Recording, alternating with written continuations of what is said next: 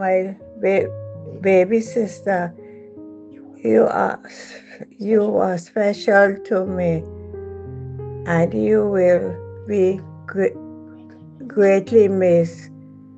Rest in peace until we meet again. Love, Teta Juliet.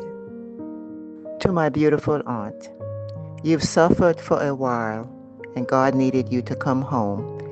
It hurt to see you go. Even though I know that you're in a better place, I'll miss seeing your beautiful face when I come to visit. Your passing brought deep sorrows to our hearts. May you will forever be missed. Rest in peace, my dear aunt, until we meet again. Your niece, Joyce.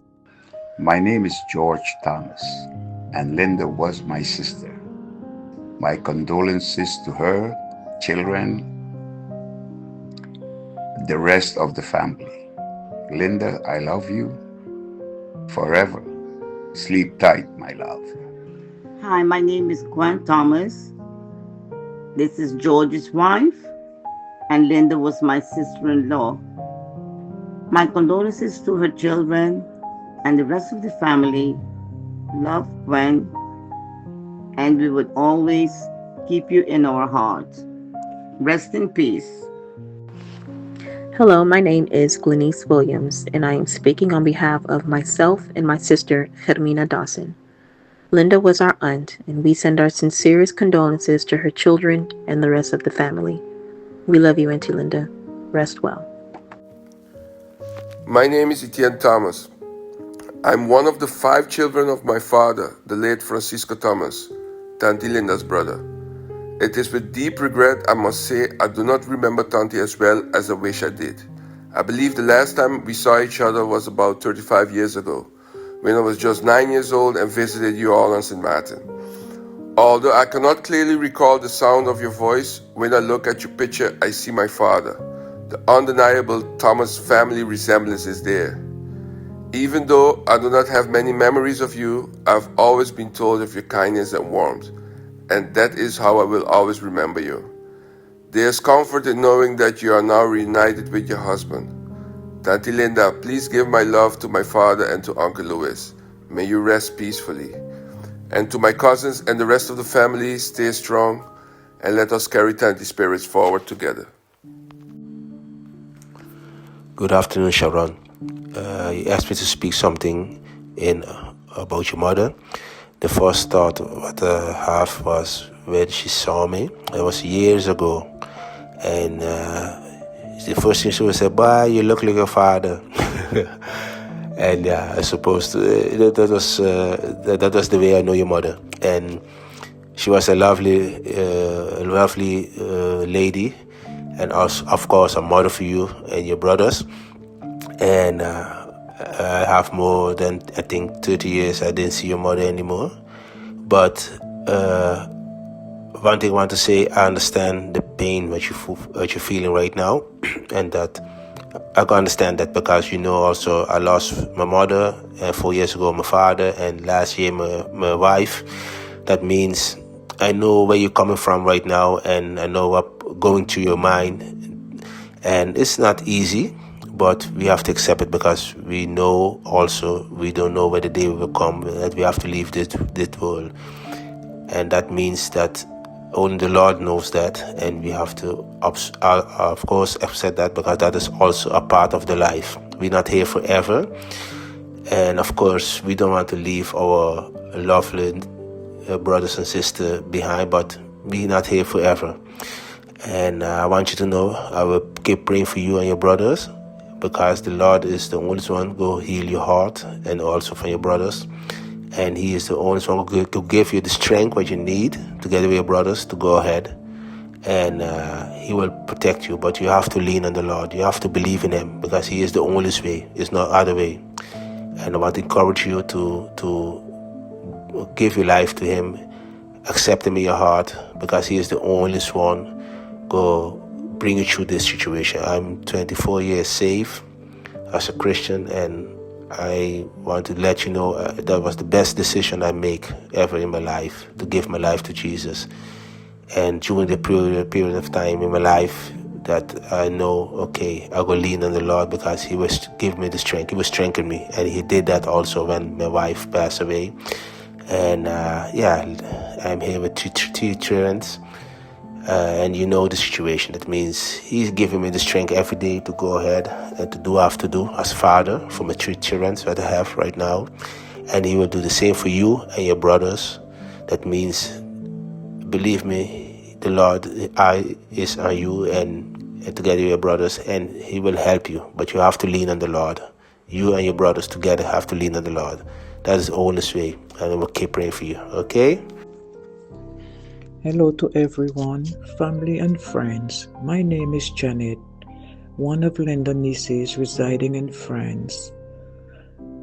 I want to say a few words in loving memory of our passing aunt Theolinda Brown as Tanty Linda or Auntie.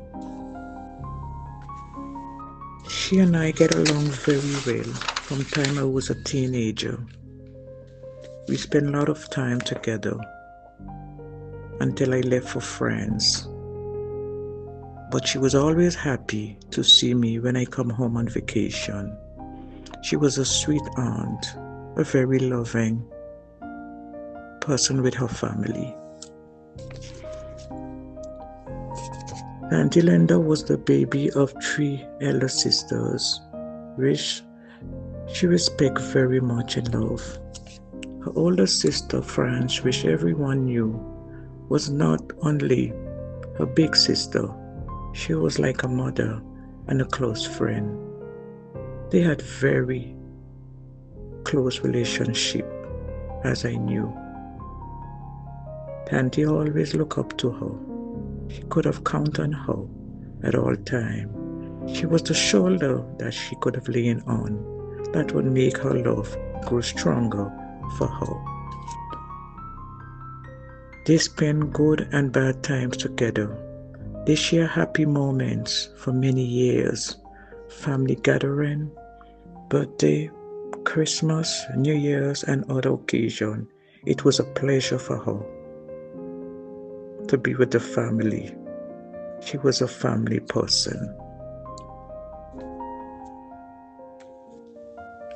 But things changed as her older sister got sick. Things was not the same anymore.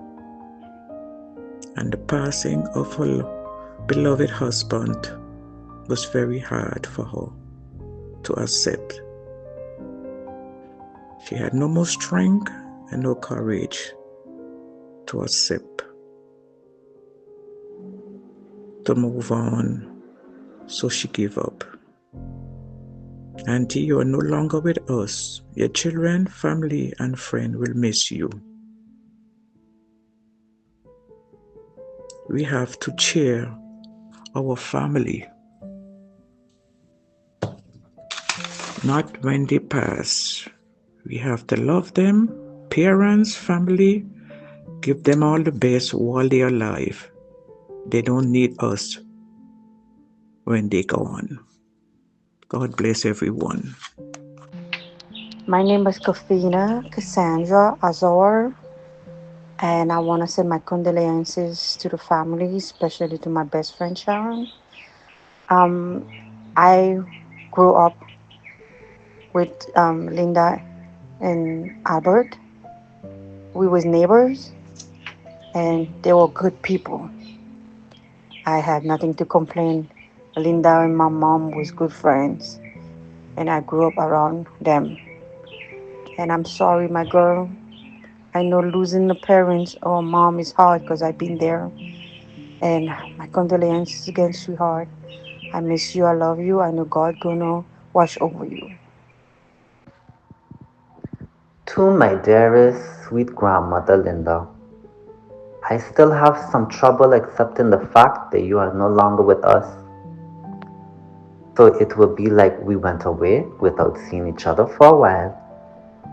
But I can understand why, because God would have wanted you close to Him. Because for me, you were truly an angel on earth. You were always one of those many women in my life who nourished me, gave me my bath, played with me, and told me that you love me every single day. My fondest memories with you were the days when my mother dropped me off at your house on her way to work. On the days when you do go to your job at Mother Bay Resorts, I would stay at your home with my Aunt Sharon, who also happens to be my godmother as well. In the evening time, I always would be looking out for you by the alley because I could see the bus stop on Pondville from there. And when you took me with you to the shop, you were very proud of letting the whole world to know that I am your grandson because I was a little white curly hair boy and that you are my grandmother, a beautiful chocolate black woman of color. I still see visions in my mind with us together at your home. You would make Milo tea for me because it was my favorite. You did always have some cooling off technique with two cups. You would pour it back and forth outside on the step without even spilling a single drop until it was cool enough to drink. For me at that age, those were the small little things that I admired about you the most.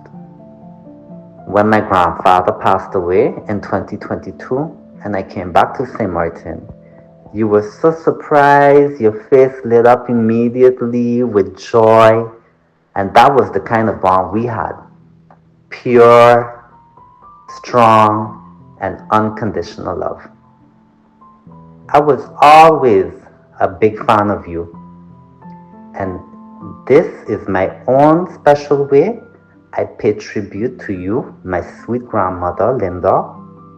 I love you always, and I miss you daily, today, tomorrow, and forever long, to the moon, through the sun, and beyond.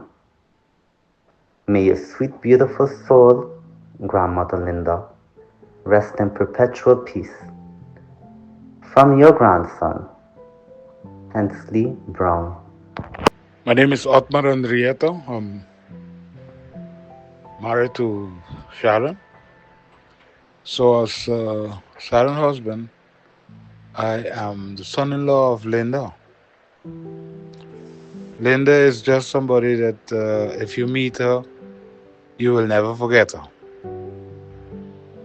She was funny. She was crazy at times, but she was always also very loving. I remember a short while after when we got married, she turned around and looked at me. We were sitting in the balcony, me, her, and Albert, her husband, and she said, "You know something? I want my daughter back." And I said, "You sure?" She said, "Yes, Albert, you ain't saying nothing. It's your daughter too." And Albert turned around, "Linda, his family. Stop your nonsense.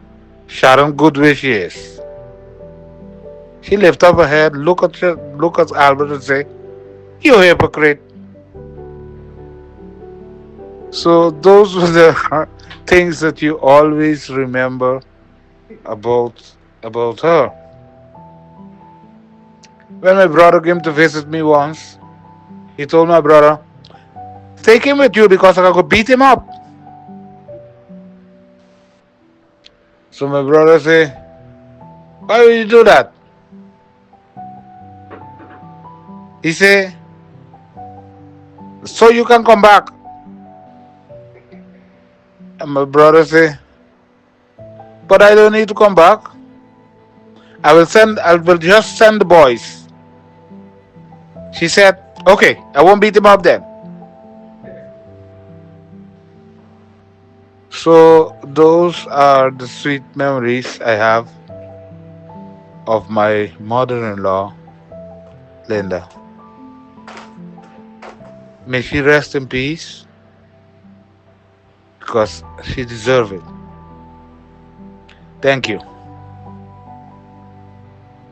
Suji, this thing to Sharon, my wife, I would like to wish her strength. I know it's hard. I know what she's going through because I lost my mother too.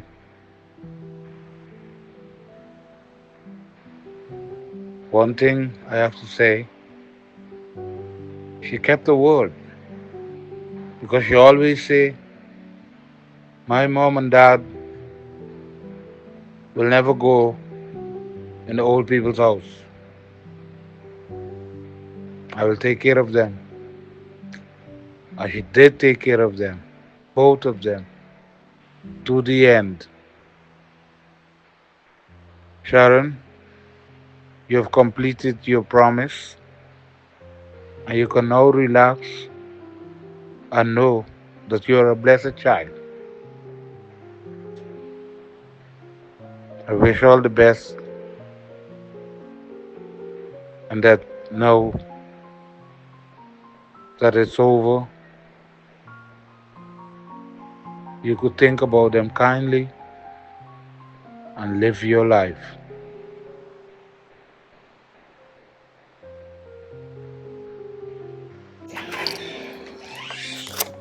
Alright. Good afternoon, everyone. My name is Sharon Henrietta Brown, daughter of Natalia Theolinda Brown Thomas. My mother was my prime example of strength, selflessness, strong-willed, loving, and was determined. My mother was a wonderful mother. She would give you the shirt or the dress off her body once you needed it. Linda, as everyone called her or knew her as, loved life. She loved her family, her sisters, and her brothers very much. But most of all, she loved her children. I think I was her favorite though. Don't get jealous, fellas. I was her baby. I remember going on trips with my mom every summer vacation from school. We would jump on a plane to either go to St. Croix or Curacao. I didn't care if we went each year to the same place, as long as we were together and I was on that plane. We would spend at least a month by my family in St. Croix, her sister, Tante Belle, or Tante Juliette. Or we would spend the following year in Curacao by her parents. I loved it. My mother used to work in the laundry at Coopercoy, back then before she worked Mullet Bay. So every weekend, Saturday and Sunday, she started taking me with her to work. I was about 7 years. She would dress me up in a dress, especially on Sundays. She would have me sharper than a butter knife, just to go to work with her.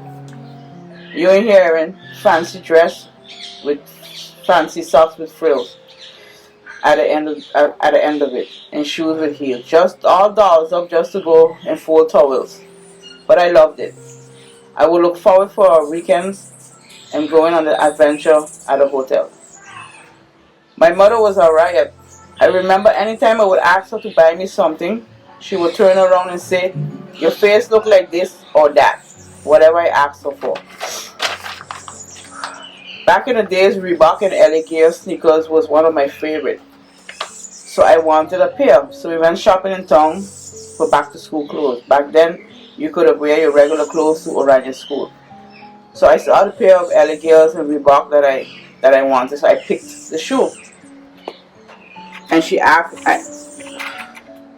asked my mother, Mom, can you buy this Reebok for me? Or LA Gear? Whichever one. She turned to me with a serious face in front of the girl that was looking for the shoes and said, your face look like Reebok and LA Gear. I swear she didn't she didn't buy it. But when I reached home, it was there in her hand. She actually bought the 2 of them and the exact color that I wanted. Everything I asked her for, she would always say so and continue. So I continued the tradition and I gave her a taste of her own medicine. She will put in her request, for example, she will put in her request for anything to eat. So I will say, Mom, what do you want for breakfast? She will request pancake, egg, bacon with fruit and coffee. So I will turn to her and say, with a serious face just like her, your face look like pancake, egg, bacon, fruit and coffee. She will buzz up and laugh. And I would turn to her and ask, how you feel now? You're getting back some of your own medicine. She would turn and say, don't humbug me up, and laugh. I remember eating with her at Hong Kong Bar and Restaurant. That was her favorite place back then. She loved her shrimp cutlet and potato. So I there sitting with my small self about I use a knife and fork. The fork was bigger than my face. Up came my brother, the one before me, William. Ha! There we are, you be? I'm going to tell Tata. I ain't eating but Sharon here eating cutlet. My mother turned to him and said, mind your business. Me and your sister here having mother and daughter time. What you want? Order what you want and go home. So he bribed her. My mom was very straightforward. Was a very straightforward woman. She would tell you what you have to say. She and my dad worked hard to take care of us when we lived in St. Martin, and when we were sent to Curacao to live with our grandparents until they finished building the home for us to return. They finally finished building the home, our safe place, the place we call home. God bless them both, and I will be forever grateful for those two persons that I call Mom and Dad. I was the caregiver for my grandparents when they moved back to St. Martin until Hurricane Louis destroyed our home. They were placed in the St. Martin home, but my duty never stopped because even though they were there, I still came to look for them and things. Then my grandfather was there by himself. I continued looking for my grandfather, and I would take him out for his day, pushing him downtown for him to sit in the property on Front Street and relax. Then around 5, I would head back with him and take him back up in his wheelchair with pride. When my dad was sick, I took care of him tirelessly daily, all day, back and forth. Sometimes I took a break. I took a break from work because my dad needed me. And nothing was more important to me. I never wanted my parents in any old people home. They had their own home. They sweat and built this place for us. I had fond memories with the two of them. This was their place to live in until it got ready to take them home. God gave me my heart desire, which was they would die either in their house or leave their home to pass, but never in an elderly home with unfamiliar faces. They would see my face, my siblings, would be etched in their memory until they close their eyes. The morning of September 14th, I finished working at 1 a.m. It was already Sunday. I came home, went by her bed in the house, stayed there. I looked at her, and even to look at her and even hear her if she sneezes hard. I came home and said, Mom, you need to eat and drink something. You're suffering. Your tongue is too dry. She looked at me like, Sharon, I finished with this eating and drinking thing. I want to go home by Albert. But I brought the syringe with the juice regardless because I wanted her to drink. Whew. So she drank the juice. As I fed her in my arms like a baby, she drank all. I was so happy. I tried to give her water. After that, she said no. I ain't want nothing else in her mind. I thought this was improvement. I kissed her and thank God she was finally drinking, not knowing that it was just to ease my heart. I sat there with her from 1:30 a.m. to 6 a.m., 6:30 on Sunday morning, just talking to her as she was lovingly looking at me and touching me and squeezing my hand. So happy that my mom made an effort around. I said, Mom, I need to go to sleep because I'm tired. Just reach home. So, and then I woke up for 9. I went and checked her. I sat by her, and I took the chair, and we continued talking. I continued talking to her. And she looked at me with his eyes as to say, "Thank you, Sharon." Something in my heart told me to go to the bathroom and cry if you have to, because I didn't want her to see me crying again. So I went to shed my tears. Before I left, I said, "Mom, when I come back, I'm going to wash you up and change your bandages." Mom developed precious ulcers, as they call them medically. I used to take care of them before she went to the hospital, but they became too much for me to handle because she was not mobile anymore to move. Oh. Lifting her on a daily basis and washing her, she was not light at all.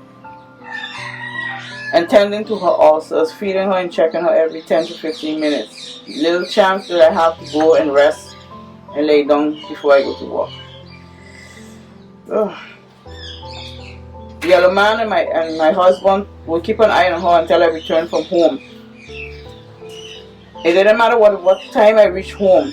I would always go over to her home and check on her. It didn't matter if it was 1, 2, 3, whatever time. And I would give her a kiss even if she's sleeping. Then I would take my rest and start all over again. The next day, even if I didn't get enough sleep, that didn't matter. My mom needed me. She had her days when she would drive me up the wall. Mom wasn't easy to deal with, but I did it to the best that I could. I knew they both were proud of me and happy with my service then. I promised my father 3 years and 4 months ago that I will take care of Mom. Don't worry, you can rest in peace. While he was in his coffin, and I kept that promise. Tata, I kept it.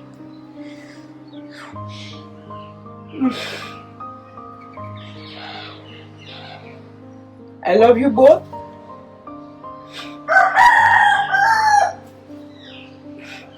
And I will always keep you both in the safest place. I know, that's in my heart. Mom was never the same since Dad left her. She just held on, but her will for living was gone when Albert left. No more are they apart, they're together again. Until we meet again, Mom, I will cherish you. I will cherish the 49 years that I was blessed having you in my life.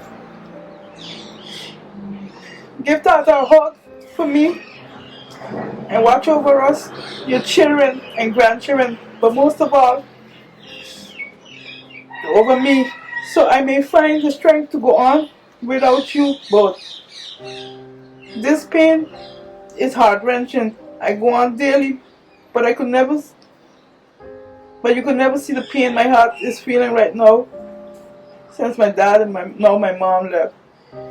It doesn't matter how old you are, as long as your parents are no more, your life changes. Mom did everything her way, even leaving me. She waited until I took a little break to cry, and then she bust off. Rest in perpetual peace, my beloved Mom. I love you always and forever. So segana paz, mi mama estima. Mitamirabu un dia. Alright. Some people might ask, well, why are they wearing black in this heat? But they're wearing black and gold because of your color that you love. So I honoring you. You sweat for me when I was growing up, so I don't mind sweating for you when all is black. I love you. Rest in peace, Mom.